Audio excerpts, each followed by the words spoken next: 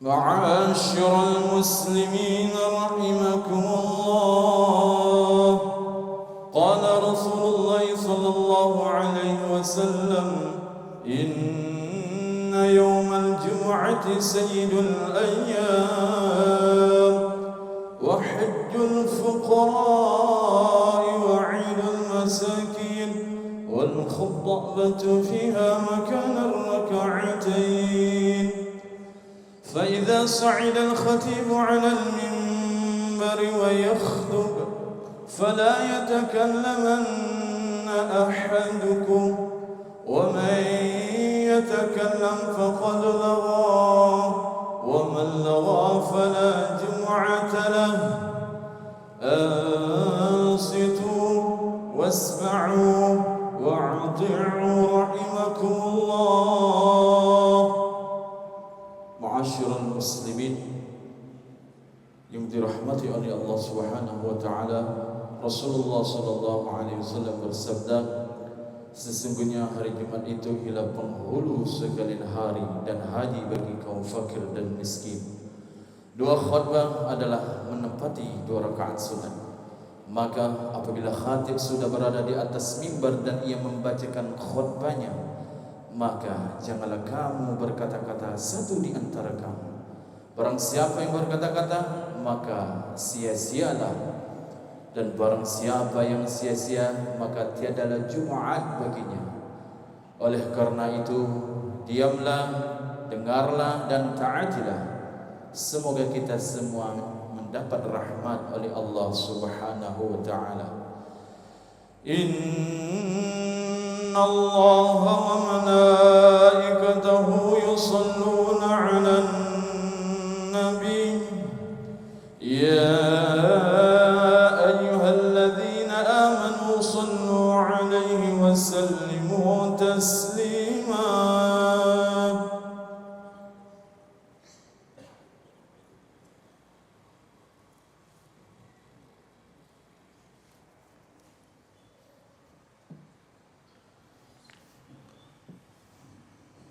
Assalamualaikum warahmatullahi wabarakatuh.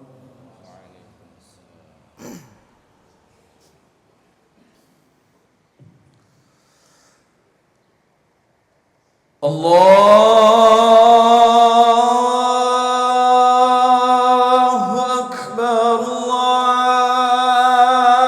Allahu Akbar. Allahu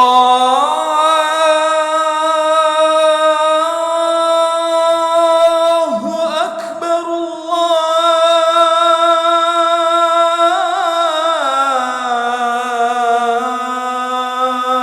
Allahu Akbar. Ashhadu an la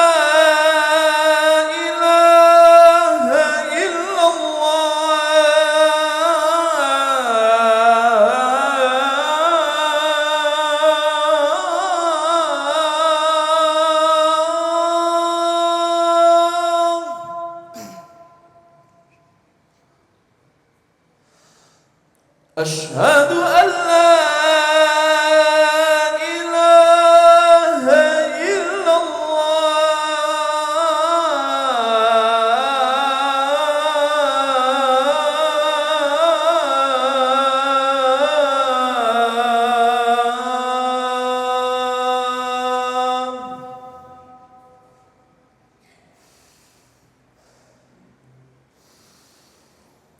أشهد أن محمد رسول الله.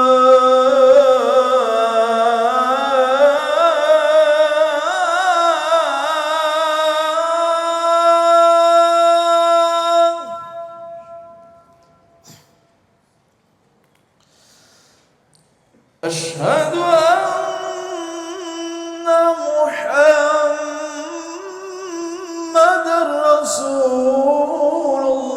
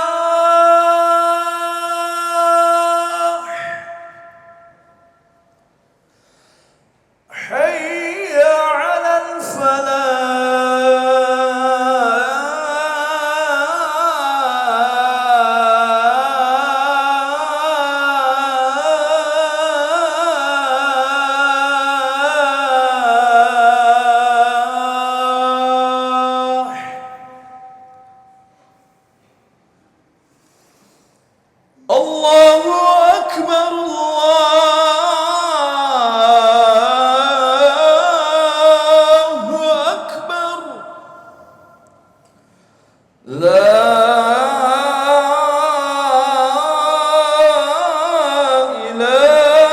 illallah.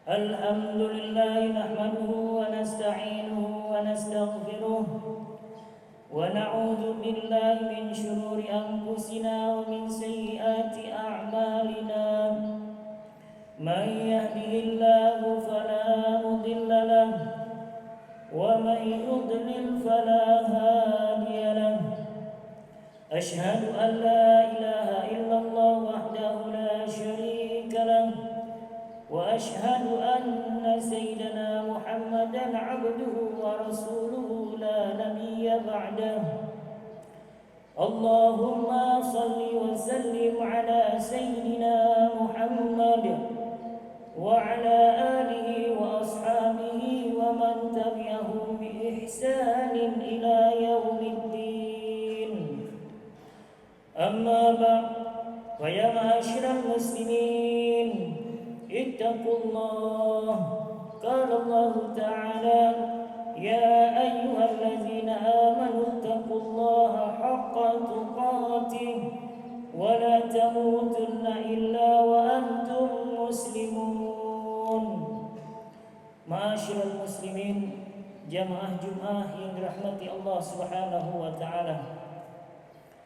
Marilah kita senantiasa memanjatkan puji syukur kehadirat Allah Subhanahu wa taala yang telah memberikan kita banyak nikmat, termasuk nikmat kesehatan dan kesempatan untuk dapat melaksanakan salat Jumat pada hari yang penuh keberkahan ini. Selawat dan salam semoga senantiasa tercurah kepada junjungan kita Nabi Muhammad sallallahu alaihi wasallam, kepada keluarganya, sahabatnya, serta kita semua sebagai umatnya yang senantiasa berusaha mengikuti ajarannya. Selanjutnya, marilah kita meningkatkan iman dan takwa kita kepada Allah Subhanahu wa taala dengan melaksanakan segala perintahnya dan menjauhi segala larangannya. Kaum muslimin rahimakumullah, ketika kita berbicara tentang kecerdasan, seringkali fokus kita hanya terarah pada kecerdasan intelektual atau kemampuan akademik, seperti kemampuan belajar, berpikir, dan memperoleh nilai tinggi di sekolah.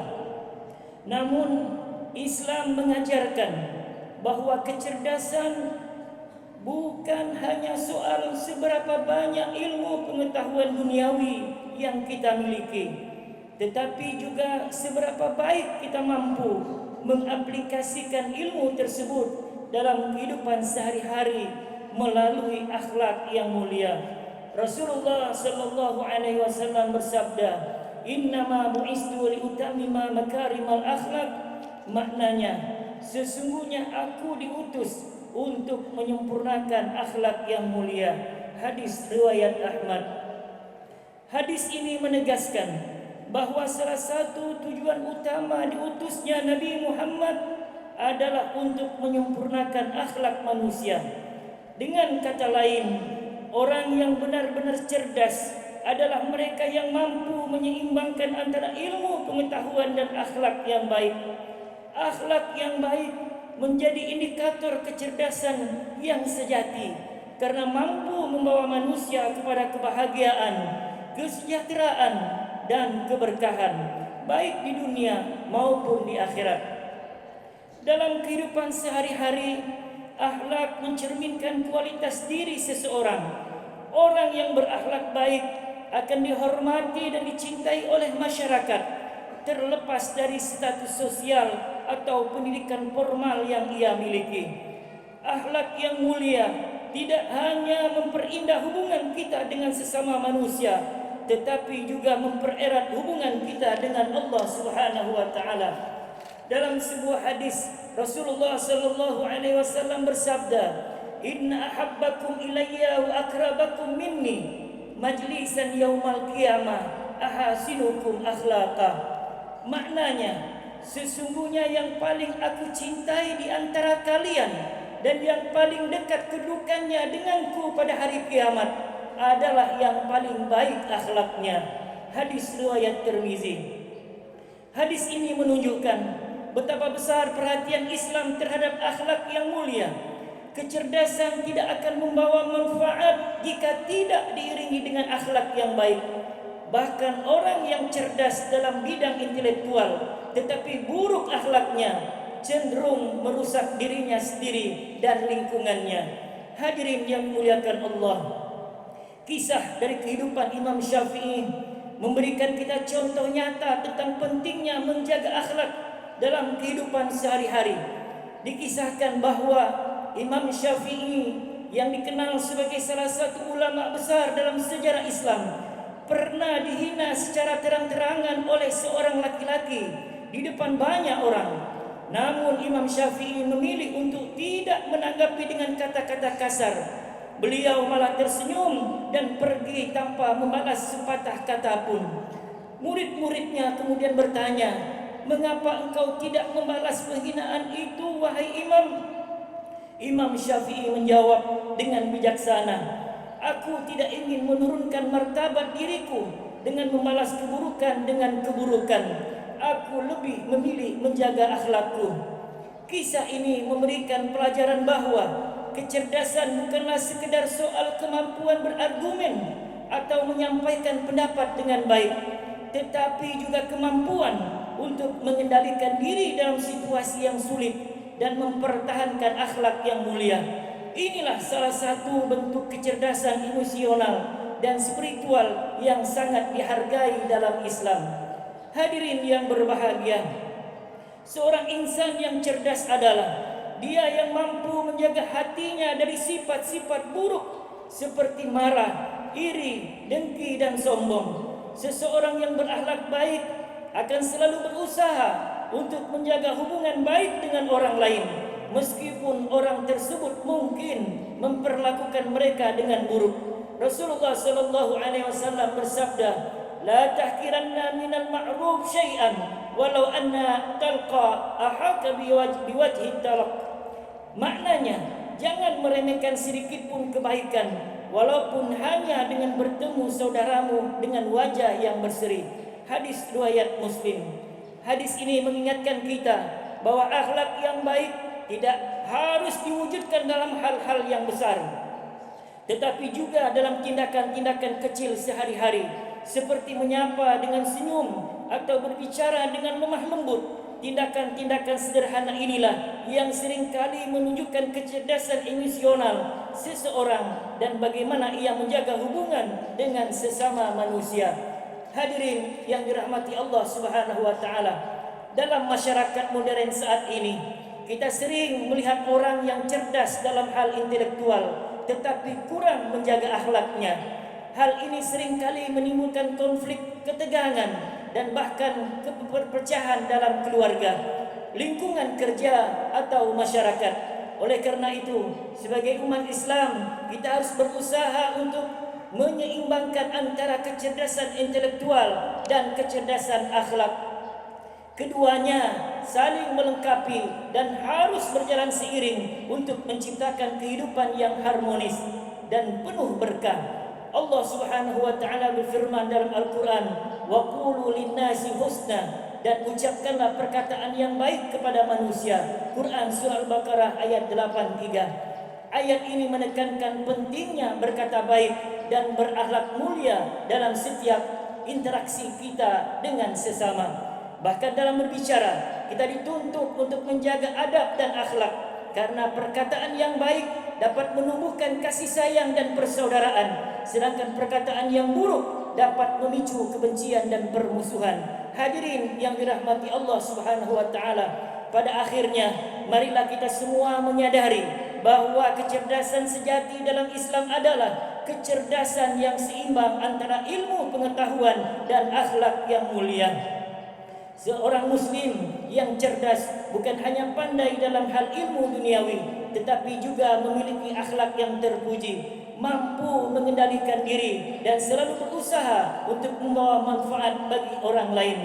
Sebagai umat Islam, mari kita berusaha untuk selalu meningkatkan akhlak kita dalam kehidupan sehari-hari, baik di rumah, di tempat kerja, di sekolah, maupun di lingkungan masyarakat.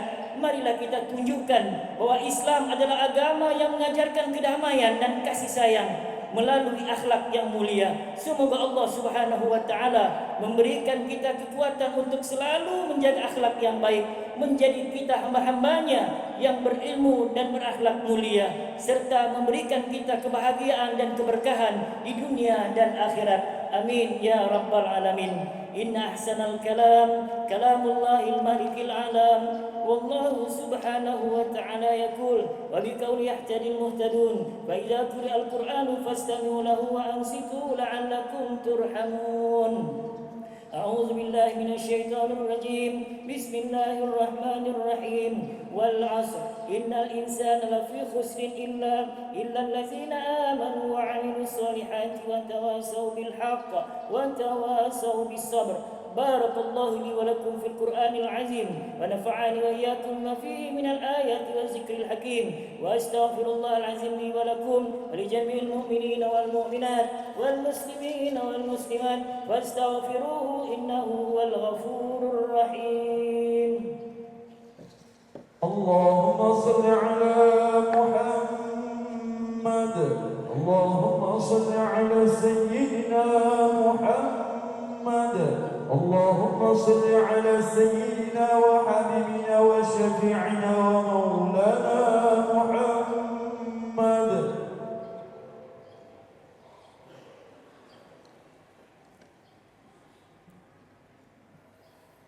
الحمد لله حمدا كما أمر. أشهد أن لا إله إلا الله وحده لا شريك له إرغاما لمن جهد به وكفر. وأشهد أن سيدنا محمدا عبده ورسوله سيد الخلائق والبشر. اللهم صل وسلم على سيدنا محمد وعلى آله وصحبه من اتصلت عين بنظر وأذن بخبر.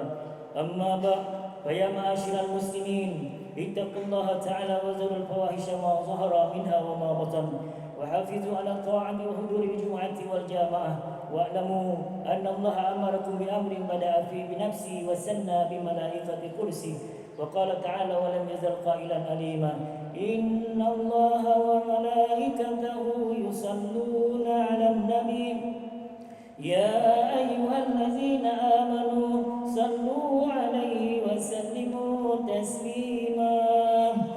اللهم صل وسلم على سيدنا محمد وعلى آله وصحبه أجمعين.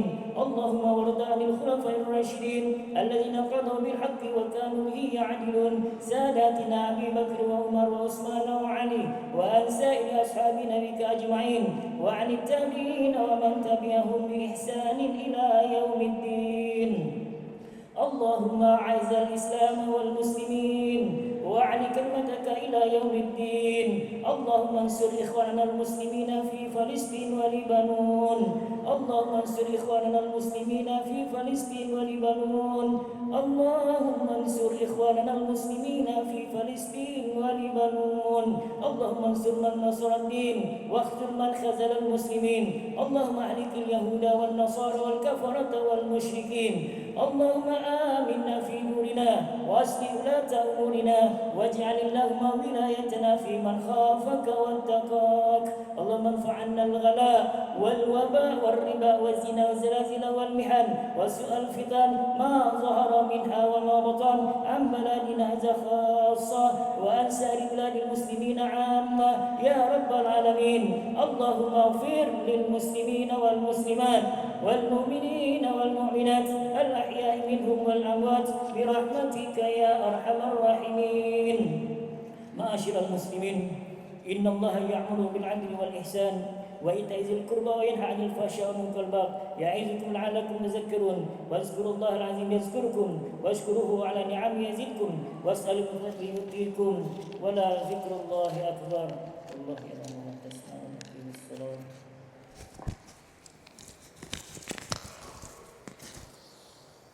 الله أكبر الله أكبر أشهد أن لا إله إلا الله أشهد أن محمدا رسول الله حي على الصلاة حي على الفلاح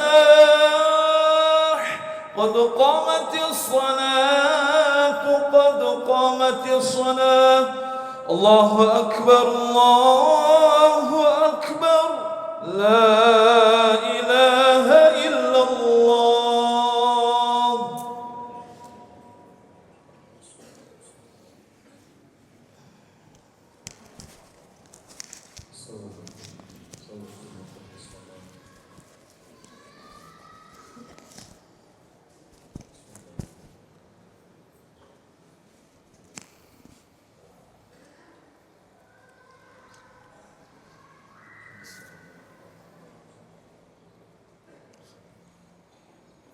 الله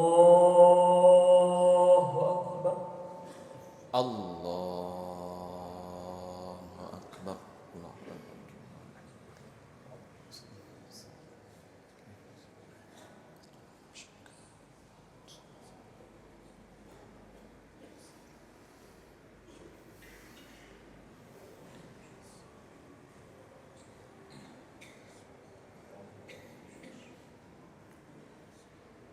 بسم الله الرحمن الرحيم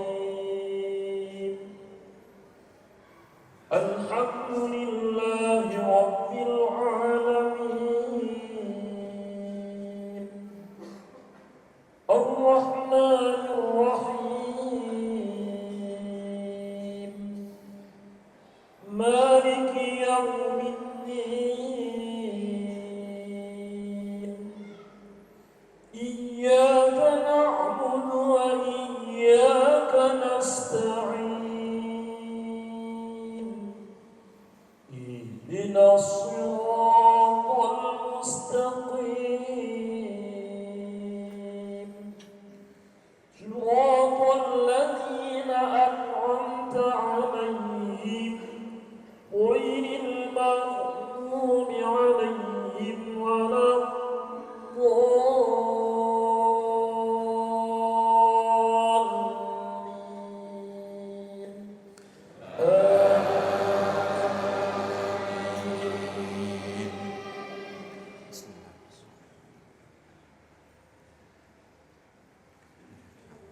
بسم الله الرحمن الرحيم سبح اسم ربك الأعلى الذي خلق فسوى والذي قدر فهدى والذي أخرج المرعى فجعله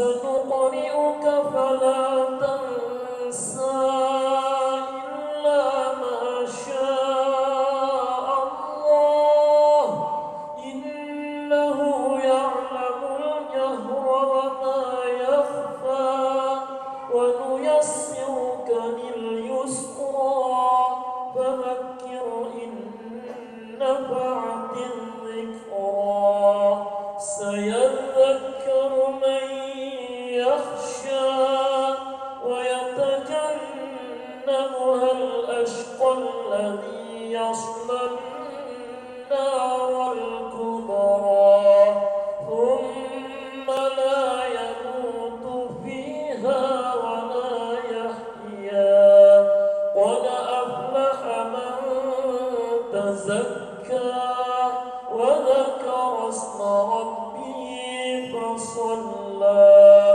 بل تؤثرون الحياة الدنيا والآخرة خير وأبقى إن هذا لفي الصحف الأولى صحف إبراهيم وموسى الله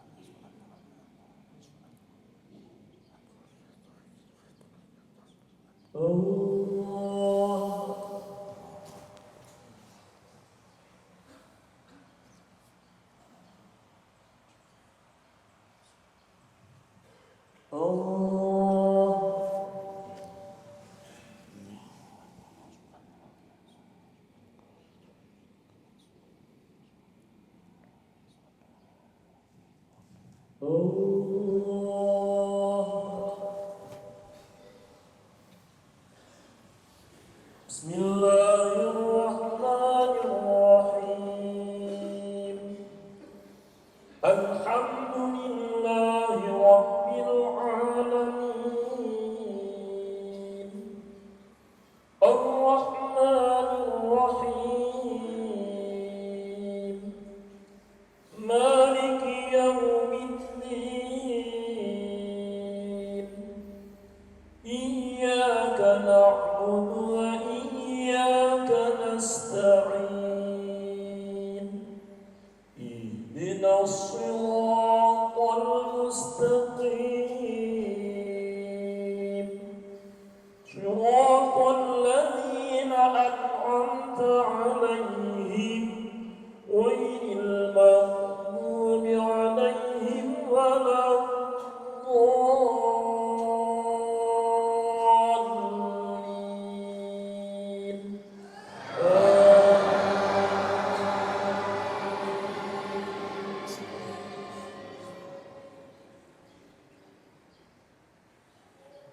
Bismillahirrahmanirrahim.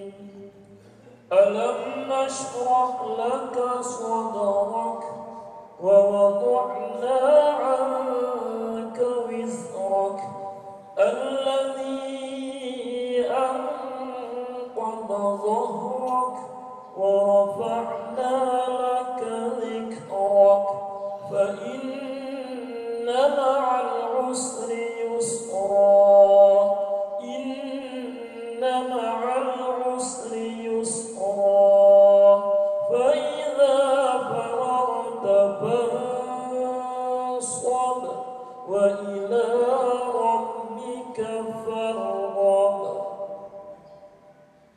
Allah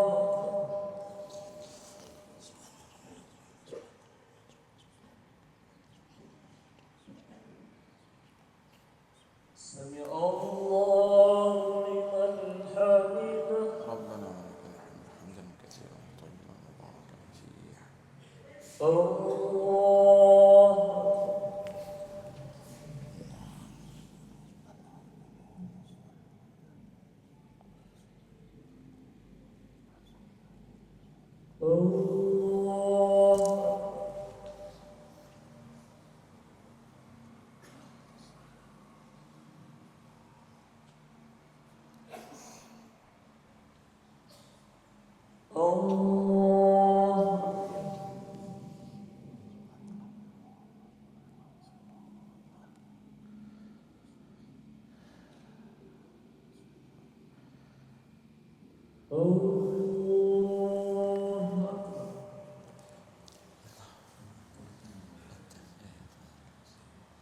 السلام